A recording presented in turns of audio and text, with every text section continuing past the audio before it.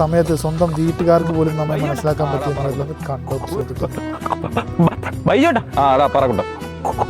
ഒരു കിലോ തക്കാളി എടാ മുരളി, ഒരു കിലോ തക്കാളി എടുത്തോ.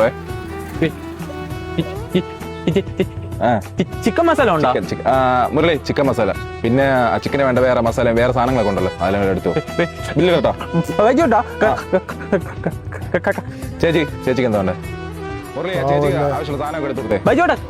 എടാ കുട്ട, നിന്റെ അടുത്ത് പറഞ്ഞിട്ടുള്ള വീട്ടിൽ നിന്ന് വല്ല എഴുതി കൊണ്ടുവരണം. ഇവിടെ കിടന്ന് ഇങ്ങനെ തിത്താര കളിച്ചോണ്ടെന്നല്ലേ സാധനം കൊടുക്കാനുള്ള എനിക്ക്. കൊടുത്താ നീ ഇത്രയും ആൾക്കാരെ മോനെ, നീ അവിടെ നിന്ന് ആ പേപ്പർ മേനെ എടുത്തോളെ, മുരളി എടുത്തോളെ. നീ അതൊക്കെ ഒന്ന് എഴുതി വെക്കും, ഞാൻ ഒന്ന് കഴിച്ചിട്ട് വരട്ടെ കേട്ടാ. മുരളി കട നോക്കിയോ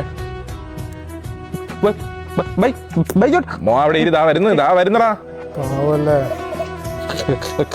കത്തിരിക്കാന്ന് പറ, എടുത്ത് തന്നിട്ട് പൊയ്ക്കൂടെ? നമ്മ വിളിക്കണ വീട്ടിൽ സാധനം വാങ്ങാൻ പറ്റ. നീ എവിടെ? എന്റെ അടുത്ത് നീ അപ്പോഴേ പറഞ്ഞില്ലേ ഒരു പേപ്പറിൽ എഴുതി വീട്ടിൽ കഴിക്കാൻ പോയി. കേൾക്കില്ല. നീ വേ ഫോൺ. അമ്മയും കട്ട് ചെയ്തു. വീട്ടുകാർക്ക് പോലും ചില സമയത്ത് മനസ്സിലാക്കാൻ പറ്റില്ല. പാവല്ലേ, പലരും ജീവിതത്തിൽ അനുഭവിക്കുന്ന ഒരു സിറ്റുവേഷൻ തന്നെയാട്ടാ ഇത്.